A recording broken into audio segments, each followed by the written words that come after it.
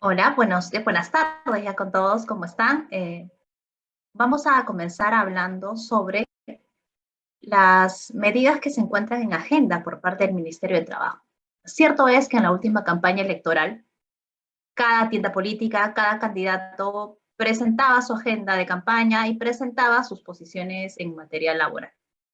Se conversaron mucho de eso en los sucesivos debates, en las sucesivas publicaciones, pero lo cierto es que ya a casi 100 días de gobierno podemos tener una mayor certeza de qué puntos o qué aspectos en materia laboral se encuentran al día de hoy en agenda de aquellos organismos o aquellos entes encargados de dirigir la política laboral. Básicamente, el Ministerio de Trabajo ha publicado un número importante de puntos de agenda para las modificaciones o implementaciones que va a realizar en estos años de gobierno. De estos puntos de agenda hemos seleccionado 3 que consideramos de mayor relevancia e interés para la dinámica del negocio que tienen ustedes, ¿no?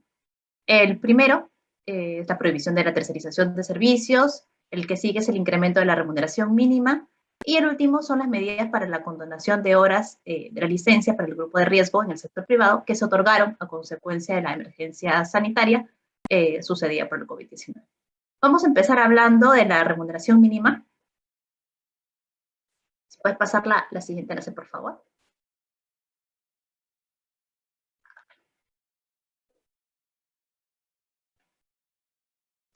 Como pueden ver, la remuneración mínima se ha ido incrementando en cantidades no regulares.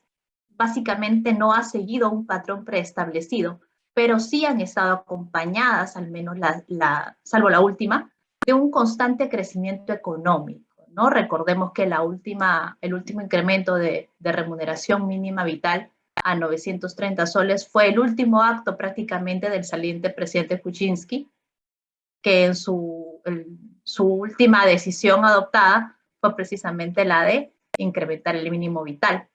Fue una medida bastante criticada porque se dio en un tiempo, en un espacio, donde no se había presentado un crecimiento económico sostenido como sí lo ocurrió en el año 2012 y 2016. Cierto es también que el incremento de la remuneración mínima, el mínimo vital, la canasta familiar, son medios de campaña electoral. Siempre han sido tocados como puntos de agenda, no solo en esta última campaña, sino también en las anteriores. El punto está en que cuando estas ofertas llegan a nivel de gobierno, existe una presión social para que se cumpla. Entonces tenemos presión social por un lado, crecimiento económico por otro, donde suele ser este primer factor el que empuja los cambios. La siguiente, por favor. ¿Cuál es la propuesta o en qué consiste la propuesta del incremento de la remuneración mínima vital?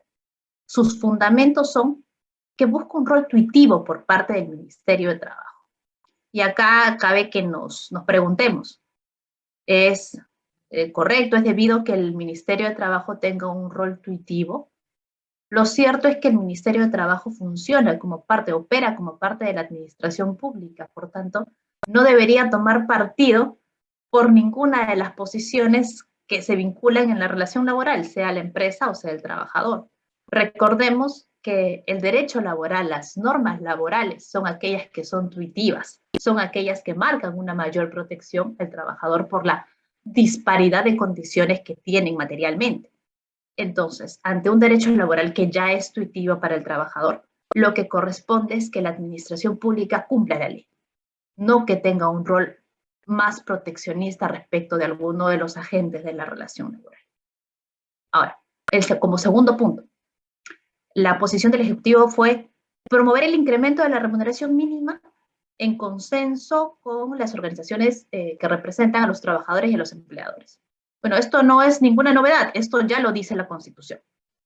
Lo cierto es que la práctica, lamentablemente, no ha acompañado a la Constitución y los aumentos de remuneración mínima vital han sido dados por actos del Ejecutivo, por decreto supremo, de manera inconsulta. Esperemos que no suceda esto. Pero es un buen momento para ingresar a pensar cuál sería el impacto de un incremento de la remuneración mínima y entrar a mirar si realmente es un aspecto del cual deberíamos como empresa o comunidad en el negocio preocuparnos o quizás es un tema que no tengamos que darle tanta prioridad. Y lo comentamos básicamente porque Sí es cierto que el sueldo promedio en el sector privado puede llegar a doblar la remuneración mínima vital. Entonces, un incremento de la misma quizás no marque un impacto directo en mi planilla regular. Sí, pero de todas maneras creo que es importante que miremos qué aspectos podrían verse comprometidos. ¿Podemos pasar, por favor, a la siguiente? Gracias. Básicamente en el cuadro pueden apreciar cuáles son aquellos conceptos laborales que se pueden ver incrementados o que se verían efectivamente incrementados con un aumento en la remuneración mínima vital. Entre ellos, indefectiblemente, está la asignación familiar. Al ser el 10% del mínimo vital, si este monto incrementa, naturalmente el monto de la asignación familiar también se verá aumentado. El aporte mínimo para salud para los trabajadores que, por ejemplo, están sujetos a tiempo parcial.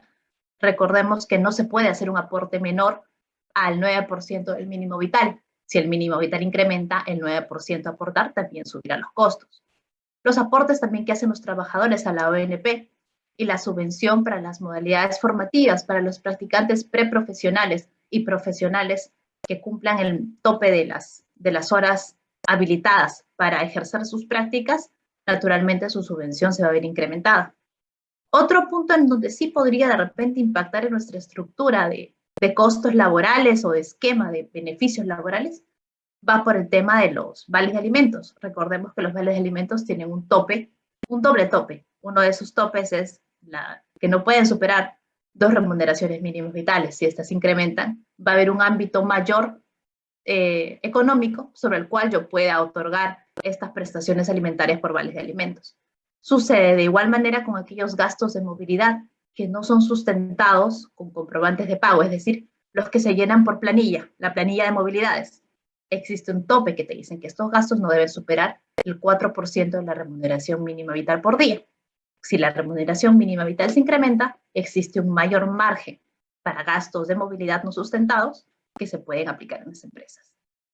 Otro punto que, si bien no está en el cuadro, pero creo que es importante que mencionemos, es revisar las tarifas que tenemos con nuestros proveedores de servicios de vigilancia y limpieza. Y lo comento ¿por qué? Porque muchas cláusulas de estos contratos fijan sus tarifas en base al mínimo vital. Y en muchas cláusulas de estos contratos se señala que las tarifas por los servicios se incrementarán si es que por disposiciones gubernamentales el mínimo legal aumenta. Esto está básicamente en los contratos de vigilancia y limpieza. Entonces es una buena oportunidad para mirar qué dicen nuestros contratos con los proveedores y si hay una cláusula al respecto, entrar a negociar y entrar a mirar qué podemos hacer para prevenir si es que sucediese este incremento de remuneración mínima. Ahora sí pasamos al siguiente tema, por favor. Y el último tema es la condonación, no el último, el segundo, la condonación de horas de licencia para el grupo de riesgo en el sector privado como consecuencia de las licencias que se otorgaron durante la emergencia sanitaria. Cierto es que entre las disposiciones dictadas en el marco de la emergencia sanitaria se dispuso que el personal que se encontraba dentro del grupo de riesgo, así como otras categorías de trabajadores como madres gestantes en lactancia y algunos trabajadores a cargo de familiares en grupo de riesgo, se optara por otorgar el trabajo, asignarles labores en trabajo remoto y cuando estas no se pudieran llevar a cabo porque realizaban tareas de naturaleza presencial, se les otorgaron una licencia con goce de haber de carácter compensable. Esto es, te pago por estos tiempos, pero tienes que recuperarlos posteriormente con trabajo. ¿Qué propone o qué busca esta medida de condonar la compensación? Pues que los importantes bloques de tiempos de trabajo que fueron pagados y que a la fecha se encuentran pendientes de compensación, ya no se podrían ejecutar. Esta compensación de horas ya no podría hacerse efectiva, porque el gobierno dispondría la condonación de estos tiempos. ¿Esto cómo nos complica o en qué nos impacta? Pues en los turnos de trabajo de compensación que ya tengo planificados y naturalmente las empresas van a tener que castigar aquellos tiempos pagados pero no laborados y, como se dice comúnmente, tirarlos a la pérdida, ¿no? Ya se considerarían tiempos perdidos.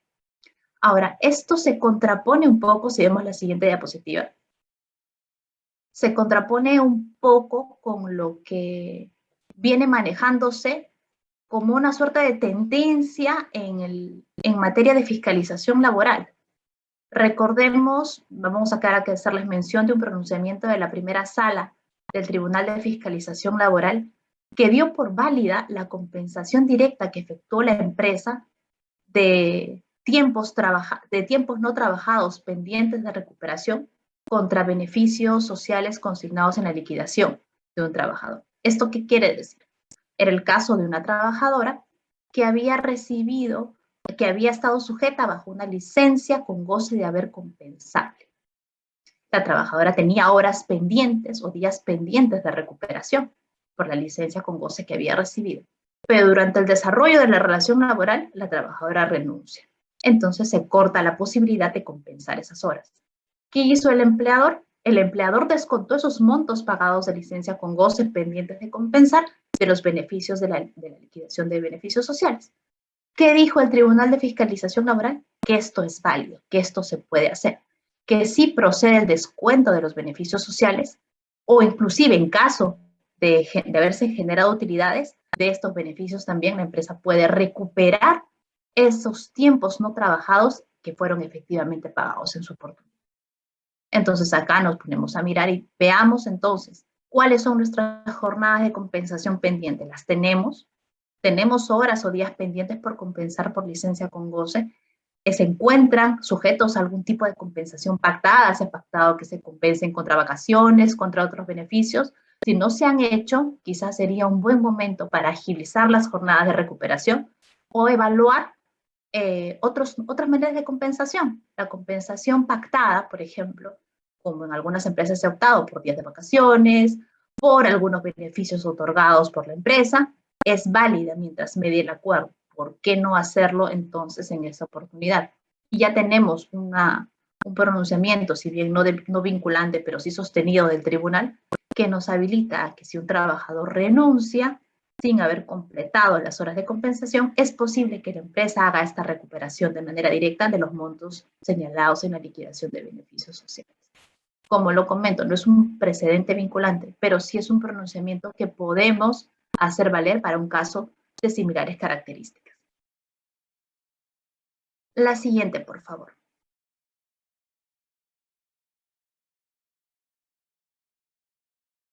Este es el último de los temas que vamos a tocar respecto de la agenda del Ministerio de Trabajo, que es la prohibición o eliminación de la tercerización de servicios.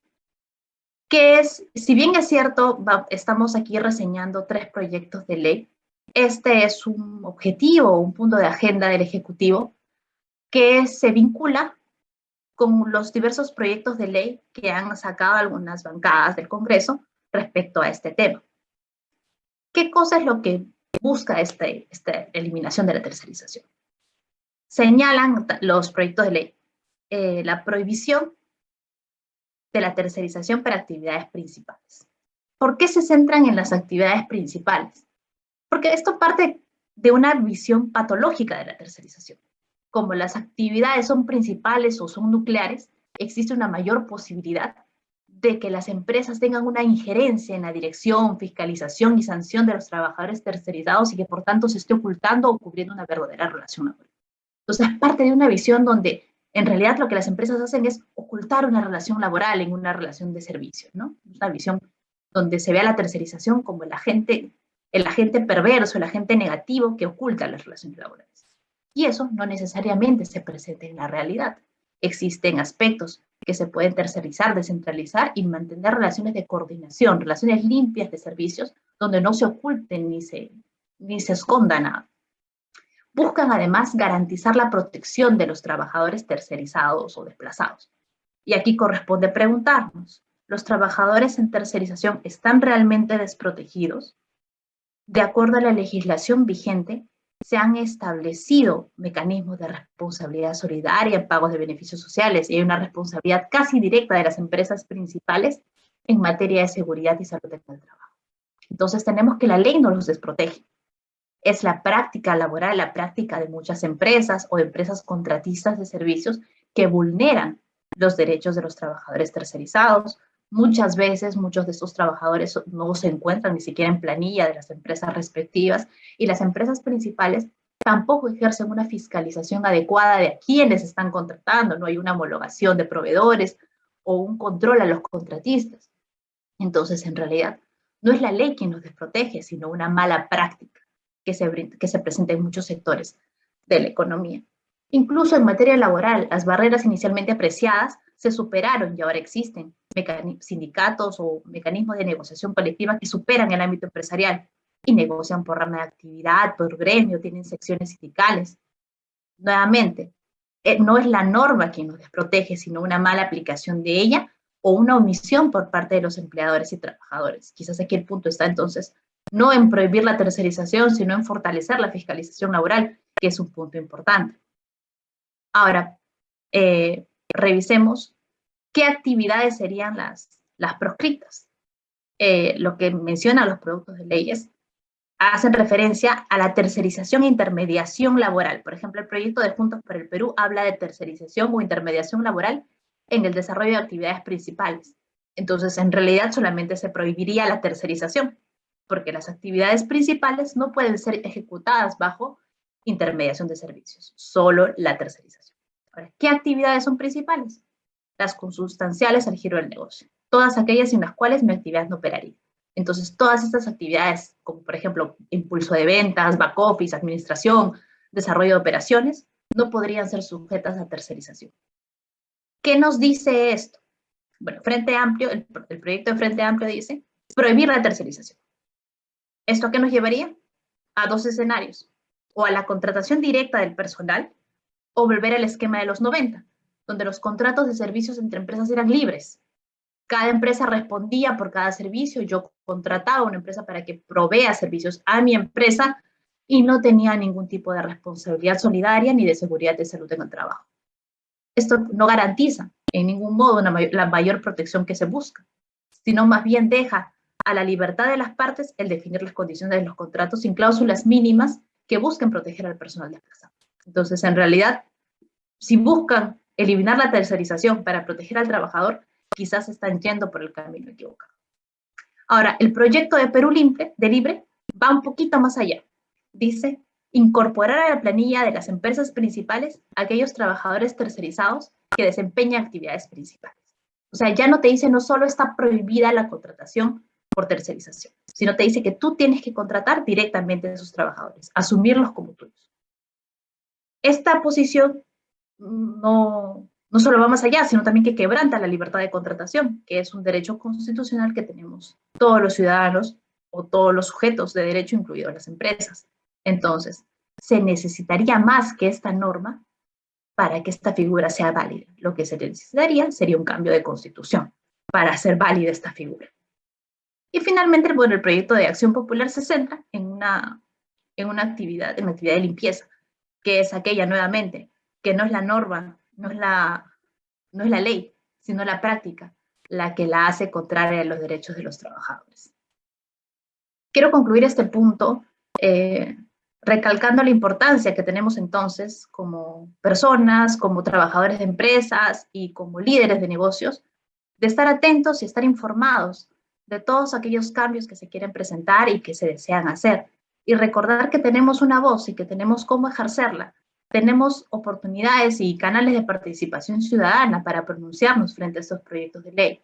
Si ustedes necesitan alguna asesoría o algún apoyo, cómo hacer efectivos esos derechos, nosotros quedamos a disposición para asesorarlos o apoyarlos en cualquier iniciativa que ustedes puedan tener respecto a estas normas que se vienen emitiendo, que apuntan a emitirse.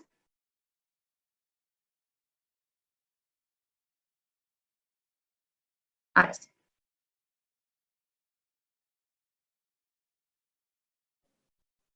Gracias, Lucía. A ver, yo les voy a comentar aquellos precedentes vinculantes que ha establecido el Tribunal de Fiscalización Laboral en este año. Para empezar, me gustaría poder comentarles qué es lo que debemos entender como un precedente vinculante o precedente administrativo, que es como lo define la norma que regula justamente los procedimientos administrativos en general. Un precedente administrativo se entiende como aquella decisión que ha tomado en resoluciones expedidas por la administración, por la autoridad administrativa, a través de sus tribunales o de sus consejos regidos por leyes especiales, ¿no? En estos precedentes administrativos se establecen criterios interpretativos con un alcance general y que son debidamente publicados, ¿no? Los actos administrativos que resuelven estos casos particulares interpretan de una manera y con un carácter general el sentido de la legislación y por lo tanto constituyen pues precedentes administrativos y que son de observancia obligatoria, ¿no? Esta interpretación no puede ser modificada salvo se expida un nuevo precedente con una nueva interpretación, ¿no? Y se da por lo general cuando pues no es correcta la primera interpretación que se ha dado o cuando es contraria al interés general. Entre los principales pronunciamientos que ha tenido el tribunal, tenemos estos tres que se mencionan en la diapositiva, que está referido a la naturaleza jurídica de las infracciones a la labor inspectiva, sobre la demora en la respuesta a un requerimiento de información, y sobre las jornadas acumulativas y el bloque de legalidad aplicable respecto de acuerdos de excepción durante la pandemia de la COVID-19. Por favor, la siguiente diapositiva. Vamos a empezar con el primer criterio que está relacionado a la naturaleza jurídica de la infracción de la labor inspectiva. Lo que señala el Tribunal de Fiscalización respecto a este punto es que señala que la naturaleza de las infracciones a la labor inspectiva, en tanto pues no hay alguna disposición contraria o distinta, señala de que estos actos, estos hechos que impiden o dificultan la labor misma del inspector, de la misma inspección, y que van detallados pues, en el acta de infracción, constituyen una infracción que no tiene una naturaleza dependiente o subordinada a la infracción que finalmente se va a señalar respecto a aspectos sustantivos. Esto quiere decir que la infracción respecto a la labor inspectiva tiene una naturaleza independiente y particular. ¿Y a qué nos referimos cuando hablamos a aquellas infracciones a la labor inspectiva? El ejemplo más claro es, por ejemplo, cuando se impide que el inspector pueda ingresar al centro de labores a realizar pues, la visita inspectiva, pueda realizar la entrevista a los trabajadores. Eso se conoce también como una obstrucción a la labor inspectiva y por lo tanto es sancionable con una multa. Esta infracción, así yo pueda posteriormente demostrar que he cumplido con lo que es objeto de la inspección, sea verificación de obligaciones laborales, sea temas de seguridad y salud en el trabajo, etcétera, la infracción ya está cometida y por lo tanto es objeto de sanción. Es por eso que nosotros siempre recomendamos que sea relacionado a las visitas de los inspectores, sea relacionado a requerimientos de información, de documentación, de presentación de parte de los representantes de la empresa se cumpla. Esto no quiere decir que si viene un inspector de SUNAFIL, yo no le pida que siga el protocolo que como empresa haya establecido para el ingreso de personas a mis instalaciones. Eso no quiere decir que yo le pida su identificación, le pida que pase los protocolos necesarios para el ingreso. Una cosa no está relacionada con la otra. Lo que sí es sancionable es que yo le impida el ingreso sin mayor justificación, sin mayor motivo. Entonces, es muy importante que las personas que están dando la cara de la empresa al momento de recibir al personal sean claramente instruidas. Uno puede pedirle al inspector que espere un momento mientras llama a la persona que tenga las facultades suficientes para atenderlo, o mientras se pasa de repente su capacitación, su charla para que ingrese, si es que en la zona donde yo trabajo se realizan trabajos de riesgo, etcétera, mientras se le alcanzan los implementos de seguridad que sean necesarios o pase todo el protocolo relacionado al tema del COVID, eso es independiente a que yo le impida totalmente el ingreso al inspector a las instalaciones y por lo que sí puedo ser sancionado. pasamos a la siguiente diapositiva, por favor. Sobre la demora en la respuesta a un requerimiento de información efectuado por el inspector de trabajo. Este punto es muy importante también y el tribunal se ha pronunciado al respecto. ¿Qué ha señalado el tribunal? Que es importante diferenciar dos situaciones.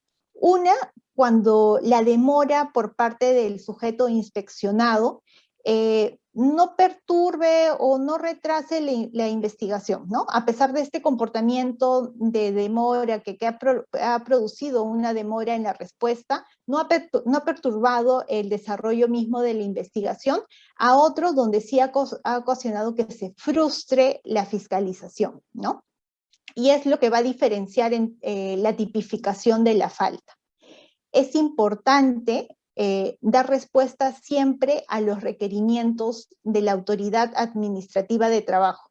Pueden ocurrir varias situaciones. Puede ocurrir de que no tengo la información a la mano, la tengo en un archivo distinto de mi empresa. Puede ocurrir que no depende tanto de mí la obtención de la documentación. Puede ser que la falta por la que me están, o la supuesta infracción por la que me están inspeccionando, no sea propiamente de una persona que haya pertenecido a mi planilla. Puede haber 1001 supuestos por los cuales yo no tengo la información para proporcionar a la autoridad administrativa de trabajo, pero es importante responder. Es importante responder y explicar. Y si cuento con la documentación, pues entregar lo que exactamente pide la autoridad administrativa de trabajo. Es posible incluso, si es que requiero más tiempo, pedir una ampliación del plazo que se me está otorgando. La autoridad te puede otorgar hasta 3 días útiles adicionales para que cumplas con el requerimiento, pero es importante solicitarlo, porque el no contribuir con el requerimiento, o no cumplir con el requerimiento, no contribuir con la inspección, es considerado una infracción y por lo tanto es objeto de multa.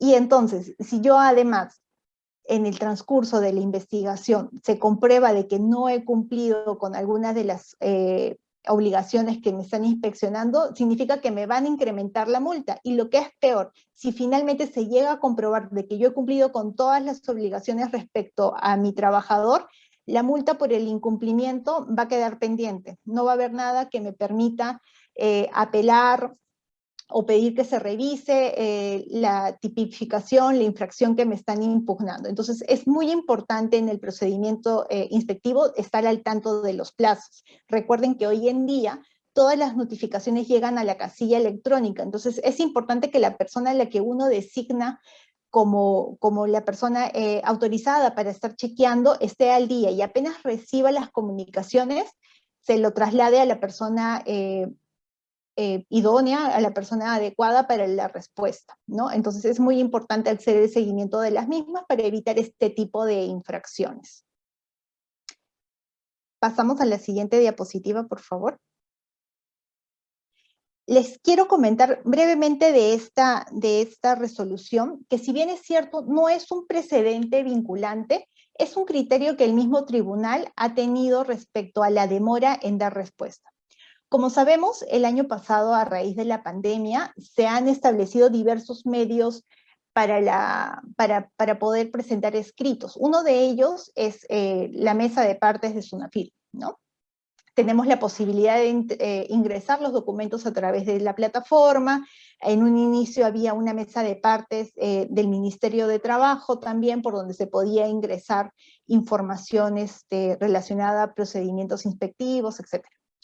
Estas mesas de partes, si bien es cierto, todo hoy en día es digital, tienen un horario, ¿no? Distintas instituciones manejan criterios distintos para el manejo de sus mesas de partes. Por ejemplo, para ponerles un ejemplo, tenemos la mesa de partes del Poder Judicial, que funciona 24/7. Yo puedo presentar mi escrito que vence hoy día, lo puedo presentar a las 11:59 y se considera presentado el día de hoy.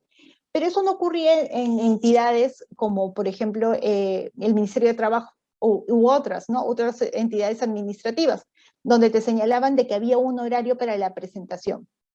Pasado un segundo, 5 segundos, ya se consideraba presentado como al día siguiente. Entonces, en este caso en particular, el inspeccionado señala de que presentó el documento con 24 minutos de diferencia y, y ya no se le consideraba como presentado en el día. Indica que el motivo por el cual no lo pudo presentar fue por diversos problemas que tuvo en cuanto a su conexión. En este caso, que recalco nuevamente, no es un precedente vinculante, pero es un criterio que tuvo SUNAFIL para este caso en específico, indicó que esos 24 minutos de diferencia no afectaba la naturaleza del procedimiento administrativo. Entonces, el inspeccionado estaba cumpliendo con presentar todos los requisitos, todas las solicitudes que le habían hecho llegar a través de su requerimiento, y por lo tanto no se había frustrado ni se había ni siquiera alargado la inspección. Entonces, consideramos de que el criterio del tribunal en este caso en particular es un criterio razonable, ¿no? 24 minutos debido a una imposibilidad que en realidad todo el mundo puede ser objeto de fallas del servicio de Internet, es completamente razonable, y por lo tanto no consideraron viable la multa que se le estaba impartiendo en este caso. ¿Podemos pasar a la siguiente diapositiva, por favor? A ver, también hay un pronunciamiento sobre las jornadas acumulativas. Acá voy a hacer una pequeña introducción. Como sabemos, nuestra legislación, jurisprudencia vinculante, informes del Ministerio de Trabajo, incluso el convenio de la OIT a los que estamos suscritos, han establecido que el esquema permitido para las jornadas acumulativas es aquel que no supera las 144 horas de trabajo efectivo en un periodo de 3 semanas, ¿no? Es decir, hay un límite temporal de cálculo que es de 3 semanas, siendo el máximo de horas realizadas dentro de este periodo, ¿no? que menciono, ¿no? Las 144 horas de trabajo en un periodo de 3 semanas.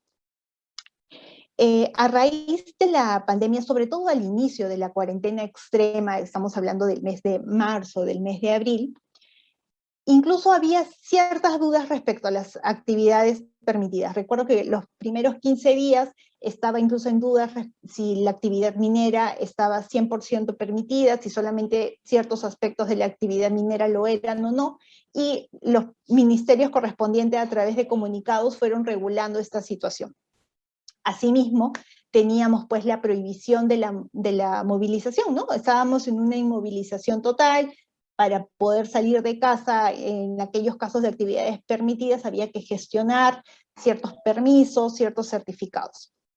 Entonces, muchas empresas que aplicaban este tipo de jornadas acumulativas, siendo el ejemplo más claro pues las actividades mineras, resolvieron por un tema tanto de protección para ellos como empresa, como para sus trabajadores, el celebrar convenios con los trabajadores que en aquel momento se encontraban en el centro de trabajo, celebrar convenios para que permanezcan por los primeros 15 días. Recordemos que al inicio cada vez la cuarentena se renovaba quincenalmente, y celebraron convenios para reconocer esos días que se estaban quedando más allá de su jornada, tal vez con el pago de bonos, remuneraciones extras, etc.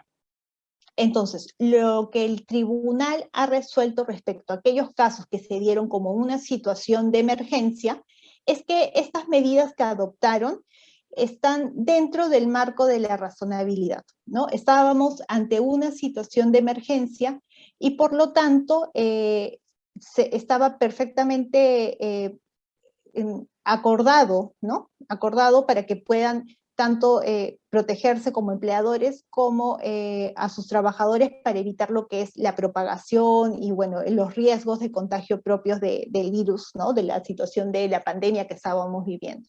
Como un punto adicional, quisiera recordarles que, si bien es cierto, se emitieron diversos decretos de urgencia durante las 3 primeras semanas de la cuarentena, había un decreto de urgencia en particular que permitía a los empleadores, los autorizaba que durante la duración de este estado de emergencia puedan modificar y establecer de manera escalonada turnos y horarios de trabajo. Ojo, permitían que puedan modificar los turnos y los horarios de trabajo, más no la jornada, ¿no?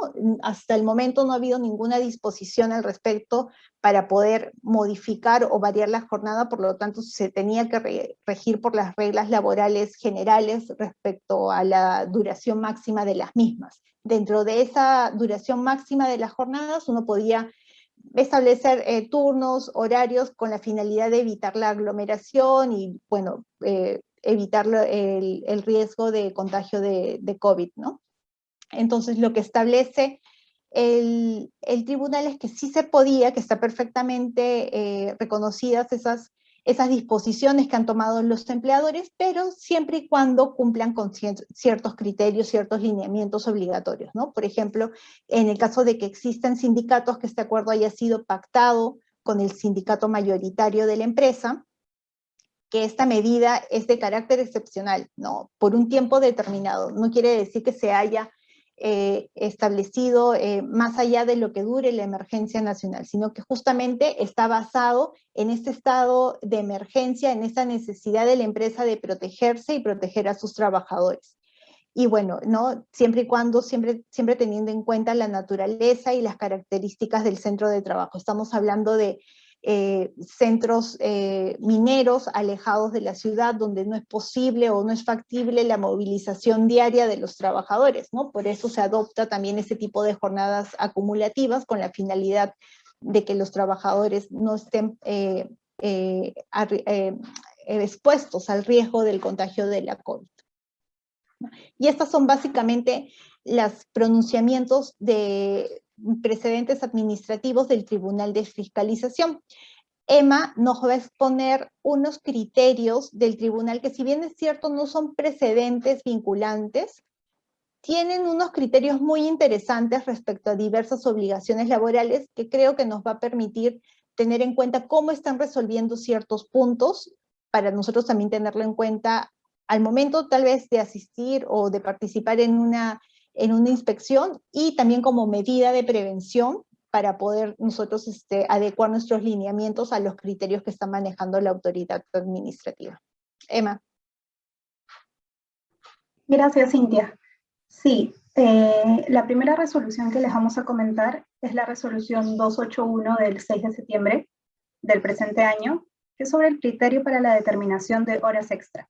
El Tribunal de Fiscalización Laboral ha indicado que resulta necesario que para efectuar trabajo en sobretiempo hay una conjunción en la toma de decisión entre el empleador y el trabajador. Es decir, ni el trabajador puede estar obligado a realizar horas extra, salvo el supuesto de excepción establecido por ley, que es en caso fortuito o fuerza mayor, ni el empleador a otorgarlas. Así, para solicitar al empleador el pago de horas extra, es necesario acreditar que el trabajador haya prestado su consentimiento a fin de efectuar las horas extra y que las mismas hayan sido solicitadas por el empleador. Esto en base al criterio de voluntariedad de las horas extra. Tanto es así que el empleador no puede sancionar al trabajador por oponerse o no querer trabajar en sobretiempo, salvo los supuestos antes mencionados. Y es importante porque el Tribunal de Fiscalización Laboral también lo mencionó en esta resolución. La segunda resolución que tenemos, que nos parece interesante, es la 297 del 2021, que también es de septiembre de este año. En este caso es sobre el criterio de un requerimiento de información virtual por parte de los inspectores. Este es un caso muy curioso en el cual el Tribunal de Fiscalización Laboral verificó que el requerimiento de información en cuestión únicamente indicó de manera expresa que los documentos solicitados se envíen al correo electrónico del inspector. El nombre del inspector, @sunafil.gov.pe, sin indicar qué plataforma debía utilizar el administrado para enviar dicha información. Únicamente señaló que los documentos debían de tener una extensión PDF, TXT, entre otros. En este caso, los correos cursados por la parte impugnante provenían de un dominio de un ordenador diferente al de Sunafil, que es el servicio de Gmail. En este caso se utilizó un dominio de un estudio de abogados, siendo esta razón por la cual los correos no llegaron al inspector. Así, el Tribunal de Fiscalización Laboral determinó que en los requerimientos de información se debe establecer de manera expresa que se utilice una cuenta de Gmail a fin de evitar estos incumplimientos en los requerimientos. Pues el procedimiento inspectivo deben tomarse todas las medidas de acciones preventivas a fin de evitar cualquier incumplimiento en la información solicitada. La tercera y última resolución, que también es de este mes, es sobre los actos de hostilidad en casos de trabajadores reincorporados por mandato judicial. En este caso, el Tribunal de Fiscalización Laboral determina que constituye un acto de hostilidad que a los trabajadores reincorporados por mandato judicial no se les haya asignado el mismo puesto de trabajo y condiciones que venían ocupando antes del momento del despido, sobre todo cuando no existe una razón suficiente. Asimismo, el Tribunal de Fiscalización Laboral también señala que en algunos casos que existan restricciones médicas comprobadas, se podría justificar una reposición en un puesto distinto. En este caso, de la resolución 257, no solamente se les reincorporó en otro puesto y en otra área, sino que no se les permitió el ingreso a los trabajadores a distintas áreas comunes, como por ejemplo la planta de producción, el comedor, servicios higiénicos, duchas e inclusive vestuarios. Y tampoco se les permitió interactuar con sus demás compañeros. Y esto fue corroborado a través de una carta notarial que firmó el sindicato. Entonces, en estos casos también el Tribunal de Fiscalización Laboral detalló cuáles serían los actos de hostilidad en casos de trabajadores reincorporados por mandato judicial. Eso sería todo.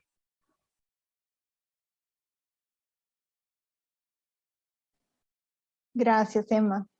Perfecto. Sí, no sé si tengan alguna consulta respecto a lo expuesto, alguna duda. Si es así, pueden escribirla en el chat o en la parte de preguntas y respuestas.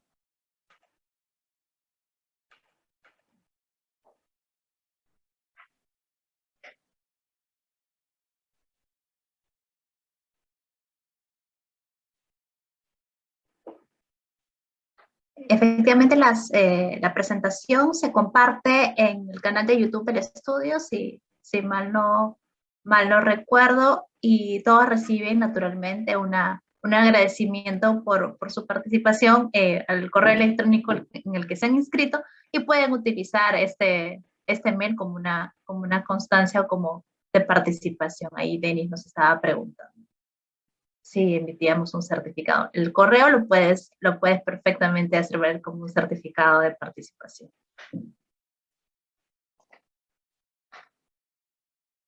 Comentarles de manera general, a ver, los puntos expuestos por Lucía son temas que aún están en cartera, no hay un pronunciamiento, salvo el tema de la tercerización, no hay ni siquiera un proyecto de ley aún.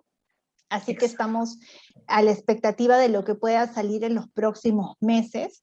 Respecto al tema de los precedentes de SUNAFIL, bueno, ya es un precedente de observancia obligatoria, así que sí tenerlo en cuenta. Y los criterios que ha expuesto Emma son básicos. Creo que eso nos permite también a nosotros ir puliendo aquellas obligaciones que podemos tal vez ya dar por manejadas, por debidamente gestionadas dentro de nuestra empresa, pero siempre es bueno estar revisándolos constantemente. Hay ciertas obligaciones que pues tenemos que auditarlas anualmente y de la propia generación de casos que se van dando en nuestra empresa, pues ir mejorando aquello que ya tenemos establecido, ¿no? Correcto. Aquí en la zona de preguntas y respuestas, Alejandro nos dicen que en el caso de una empresa minera, ¿qué tipo de jornada acumulativa recomendarían? Pues en principio, al ser una pregunta bastante específica, creo que lo primero hay que entrar a mirar dos factores.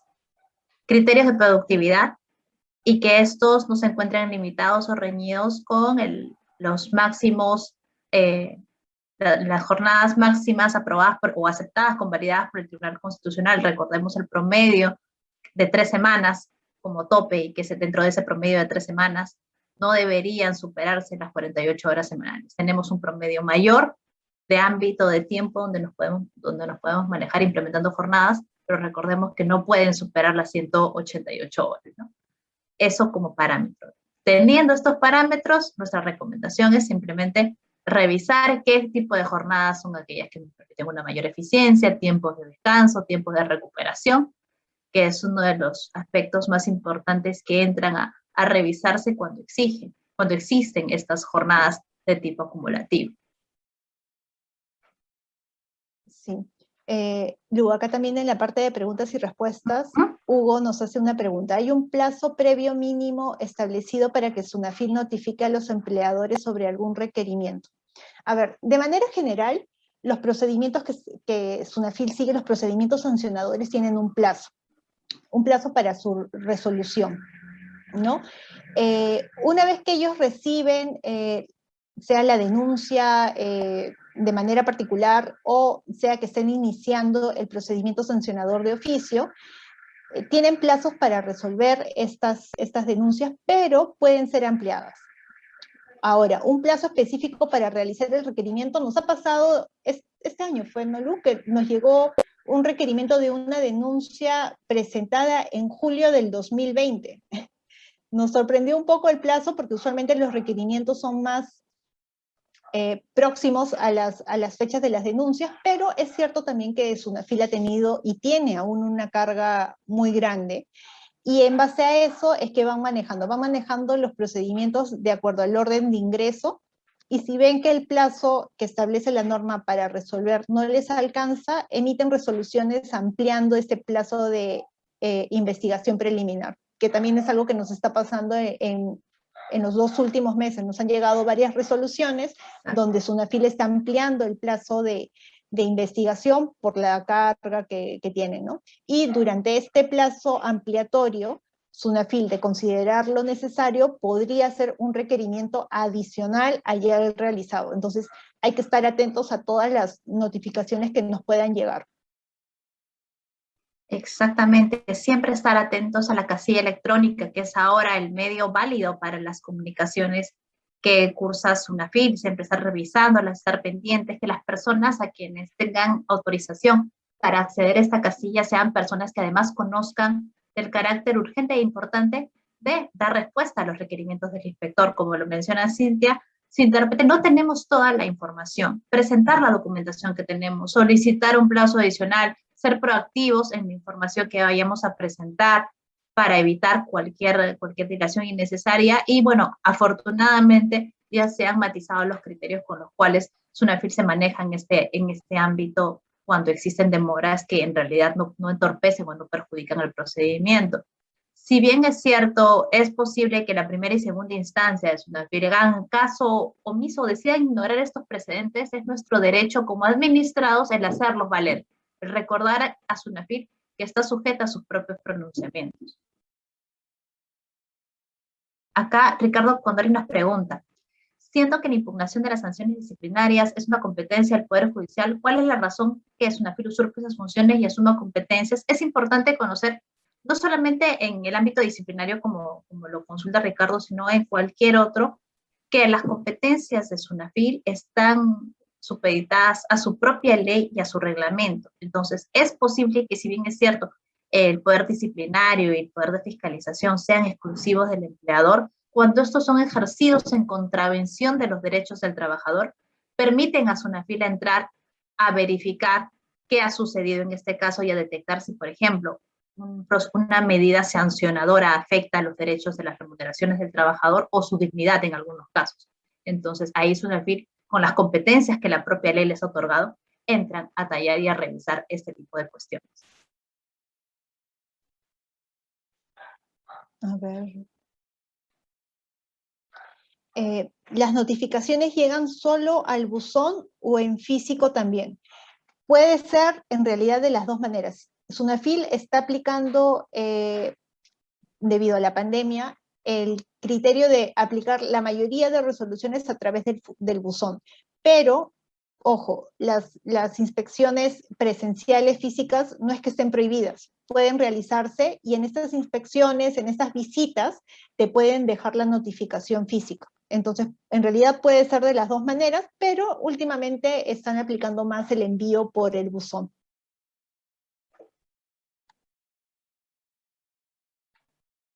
A ver, si una consulta en caso de requerimiento del inspector, ¿cómo se responde al inspector? ¿Por la casilla electrónica o por mesa de partes? No me queda claro sobre responder por correo de Gmail. A ver, aquí es importante revisar siempre con detenimiento la resolución que nos está corriendo traslado SUNAFIL. Y esto lo menciono porque en un inicio los requerimientos de provincias muchas veces señalan un correo electrónico para enviar las respuestas. Esto lo estaban haciendo también en todo lo que, mientras se daba la transición a lo que es el uso del buzón electrónico, etc.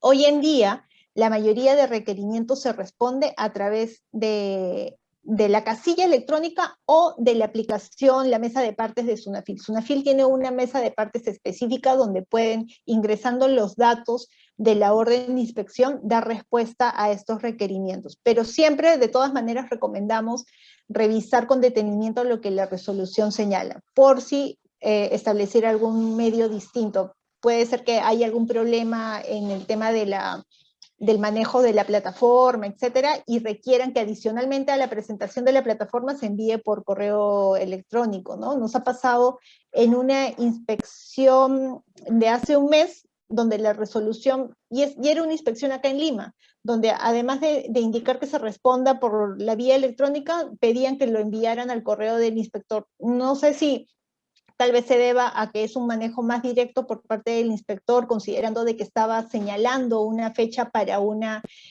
audiencia virtual. Tal vez se deba a eso. Entonces, lo que hicimos en aquella oportunidad es enviarlo por las dos vías. Preferible es estar segura de cumplir por las dos vías que está señalando, a luego tener la duda si le llegó o no le llegó. Exactamente. Además, tener en cuenta que la materia a fiscalizar puede ser muy puntual, ¿no? Horas extra, por ejemplo, puede ser pago de gratificaciones. Pero el requerimiento del inspector puede ir más allá. Puede desear verificar desde el registro que hacemos en la PLAME los conceptos pagados, boletas de pago, contrato de trabajo, porque es el inspector quien tiene la facultad de decidir qué información considera relevante para revisar la materia inspeccionada. No te va a poder multar o sancionar o ir más allá de la materia inspeccionada, pero sí te puede solicitar documentación que vaya más allá. La información que te pide puede exceder la facultad, la materia inspeccionada, pero no su decisión. Y eso es muy importante que lo tengamos en cuenta. Si de repente nos fiscalizan horas extras y nos piden otros documentos, tenemos que presentarlos. Tenemos que presentarlos, si no, corremos el riesgo de recaer en alguna infracción donde el inspector válidamente sí pueda decir, esta falta de información sí entorpece mi investigación. Entonces siempre es importante presentar todo lo que nos piden y si nos queda duda sobre algún documento, muchos inspectores tienen a veces la diligencia de dar sus números celulares para cualquier consulta sobre cualquier documento. Recomendamos llamar y consultar antes de dejar de presentar algún documento.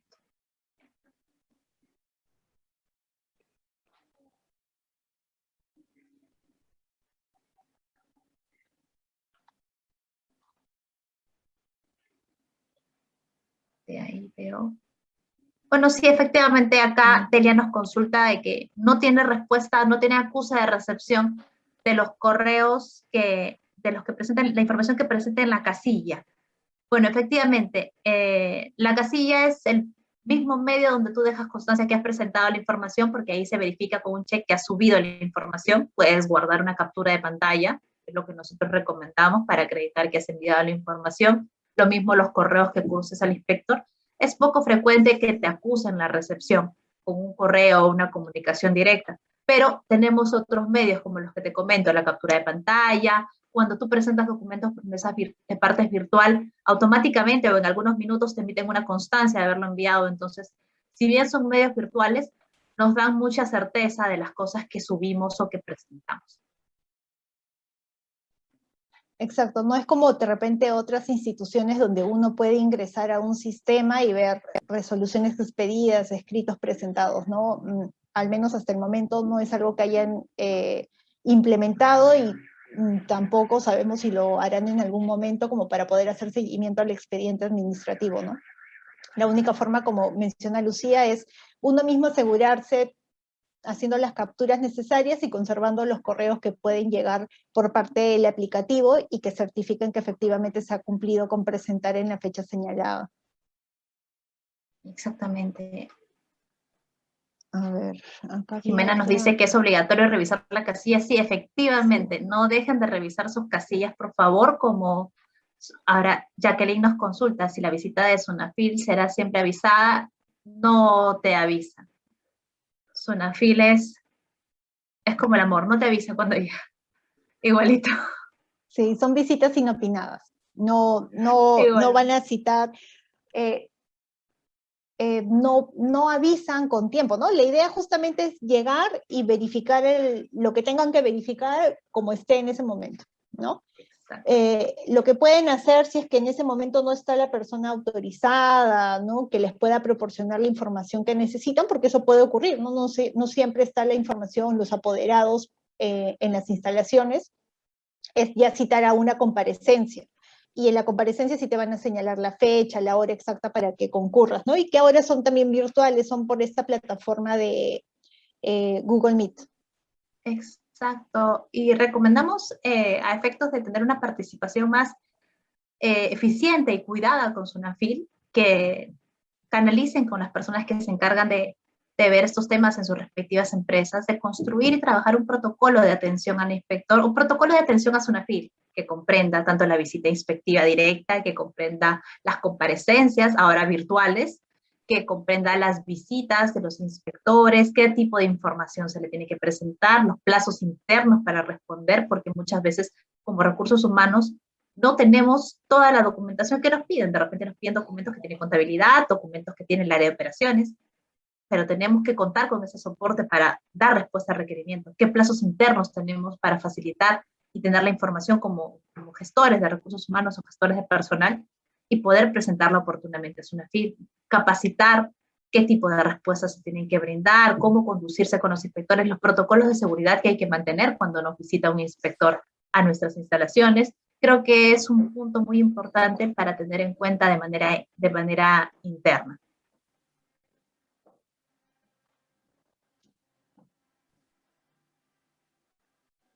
Muchos de estos protocolos, sí, además, nos van a permitir, como menciona Ricardo, que sí, es cierto. Quizás cuando Sunafil inició, se estaba muy sujeta a la discrecionalidad del inspector. Cada inspector dictaba sus propias reglas cómo ejecutar sus diligencias. Ahora ya no es tan así. Afortunadamente, hace algunos años se vienen dictando protocolos de fiscalización en muchas materias, contratos, seguridad y salud en el trabajo, etc. Entonces, están sujetos a cumplir un protocolo y nosotros como administrados también estamos en el derecho de exigir a los inspectores que se ciñan a sus propias normas, ¿no? Parte de esto es, por ejemplo, la revisión de documentos, las visitas, la naturaleza de las comparecencias. Entonces, es importante estar enterados de qué facultades tiene el inspector para hacer valer nuestros derechos como administrados.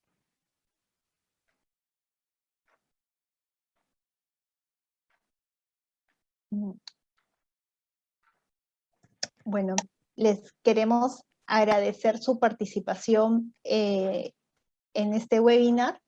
Les agradecemos también sus consultas y bueno, quedamos a su disposición para cualquier duda o comentario que puedan tener respecto al tema expuesto o en general a cualquier tema relacionado a derecho laboral.